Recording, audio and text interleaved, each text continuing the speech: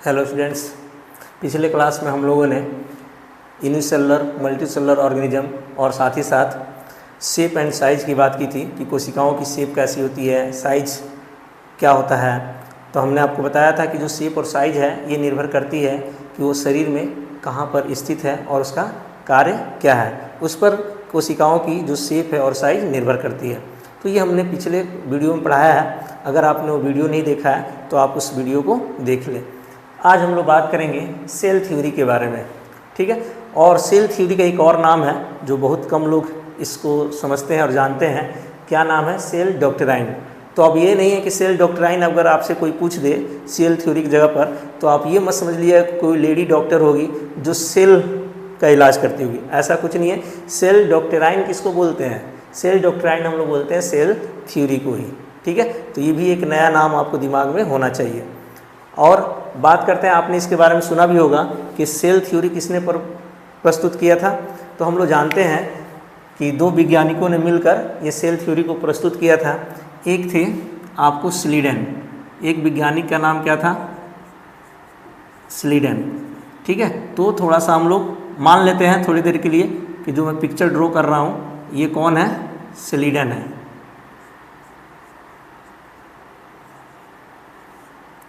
ये थोड़ी देर के लिए हम लोग मान लेते हैं कि ये जो पिक्चर बनाया गया है ये किनका बनाया गया है? ये स्लीडन का बनाया गया है। और आपको पता होना चाहिए कि ये स्लीडन जो है ये 1838 में जो प्लांट है उसका स्टडी कर रहे थे। यानी कह सकते हैं कि ये जर्मन बॉटनिस्ट थे। क्या थे ये? German botanist. ये जर्मन बॉटनिस्ट थे और ये प्लांट का अध्ययन कर रहे थे। और उन्होंने प्लांट का अध्ययन करके उन्होंने ये पाया कि जो भी प्लांट्स होती है वो सेल की बनी होती है, यानी एक छोटे छोटे यूनिट से बनी होती है जिसको हम लोग सेल कहते हैं।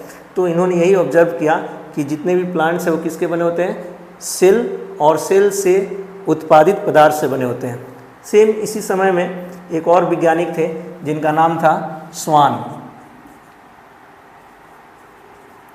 एक वैज्ञानिक थे स्वान। थोड़ी देर के लिए जो मैं पिक्चर बना रहा हूँ समझ लीजिएगा कि ये कौन है? स्वान है।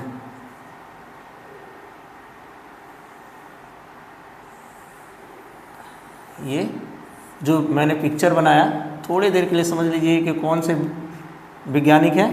तो ये स्वान है। ये 1839 यानी कह सकते हैं 1839 में ये एनिमल का अध्ययन कर रहे थे। किसका अध्ययन कर रहे थे? एनिमल का। और ये क्या थे? ये ब्रिटिश जूलॉजिस्ट थे। ये एक ब्रिटिश जूलॉजिस्ट यानी जंतु वैज्ञानिक थे। कौन? स्वान। और इन्होंने भी यही अध्ययन किया, अलग अलग जंतुओं को अध्ययन किया और पाया कि जो भी जंतु है वो किसके बने होते हैं? कोशिका के बने होते हैं, ठीक है। तो दोनों ने मिलकर कोशिका सिद्धांत को प्रस्तुत किया और उन लोगों ने दोनों ने ये बात बताई कि जो भी जीव है वो कोशिका और कोशिका से उत्पादित पदार्थों से बनी होती है। तो सेल थ्योरी प्रस्तुत करने का जो श्रेय है वो ये दो वैज्ञानिकों को जाता है, स्लीडन और स्वान। और इन लोगों ने कहा क्या है? सेल थ्योरी के इनके अकॉर्डिंग जो सेल थ्योरी प्रस्तुत की गई थी उसके अनुसार क्या मैंने बताया आपको? मैंने ये बताया कि जो ऑर्गेनिज्म है यानी जो जीव है वो कोशिका और कोशिका से उत्पादित पदार्थों से बने होते हैं। ये लाइन याद रखिएगा। लेकिन ये दो वैज्ञानिक ये बताने में असफल रहे कि जो ये कोशिकाएं आती कहाँ से हैं, ये इन दो वैज्ञानिकों ने नहीं बताया। तो इस बात को बताने का श्रेय जाता है रुडोल्फ विर्चो का। ये भी बहुत एक प्रसिद्ध नाम है, रुडोल्फ विर्चो। इसको जरूर याद रखेंगे, रुडोल्फ विर्चो को। तो यहाँ पर मैं उनके बारे में लिख रहा हूँ, रुडोल्फ विर्चो के बारे में। ये रुडोल्फ विर्चो जो है इन्होंने ही सबसे पहले बताया कि नई कोशिकाएं कहाँ से आती हैं। तो इन्होंने एक सेंटेंस कहा था, उसको मैं लिख रहा हूँ जो आपको याद रखना है। ओमनिस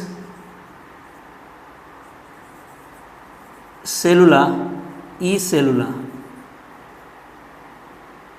ओमनिस सेलुला ई सेलुला।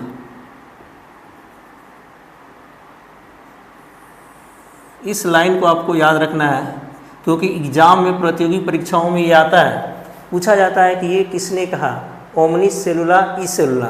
इसका मीनिंग क्या होता है, new cells new cell arises from pre-existing cell. मतलब क्या हुआ कि जो नए सेल बनते हैं वो पुरानी कोशिकाओं से ही बनते हैं।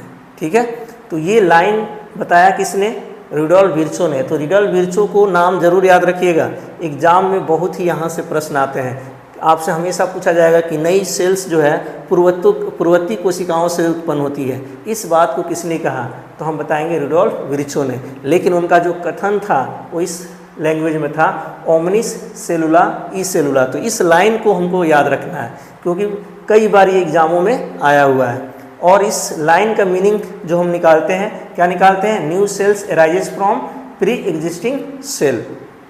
ठीक है, और इसी लाइन को फिर यानी कह सकते हैं कि रुडोल्फ विर्चो ने जो कोशिका सिद्धांत प्रस्तुत किया था स्लीडन और स्वान ने, उसको मॉडिफाइड कर दिया।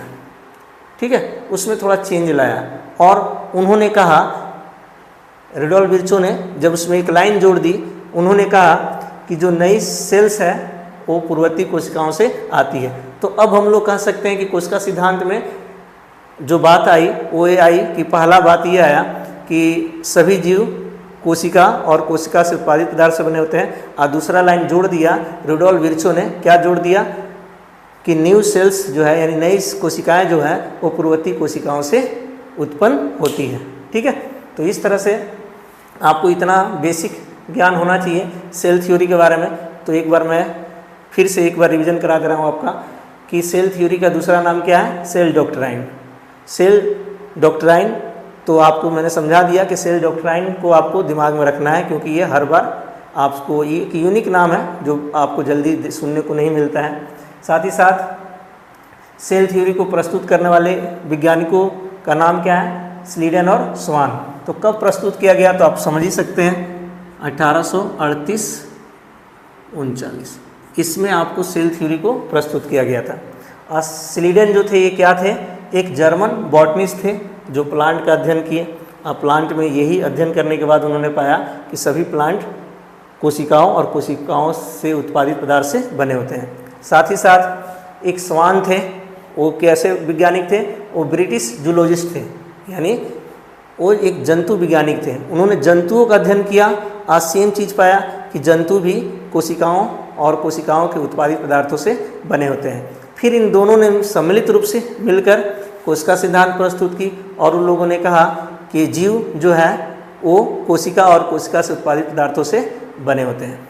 फिर लेकिन ये क्या बात बताने में सफल रहे कि नई कोशिकाएं जो हैं वो कहाँ से आती हैं, तो इस बात को बताने का श्रेय किनको गया, रुडोल्फ विर्चो को। रुडोल्फ विर्चो ने बताया कि जो नई कोशिकाएं हैं वो पूर्ववर्ती कोशिकाओं से आती हैं। ठीक है, तो ये मैं आशा करता हूँ कि सेल थ्योरी आपको समझ में आ गया होगा।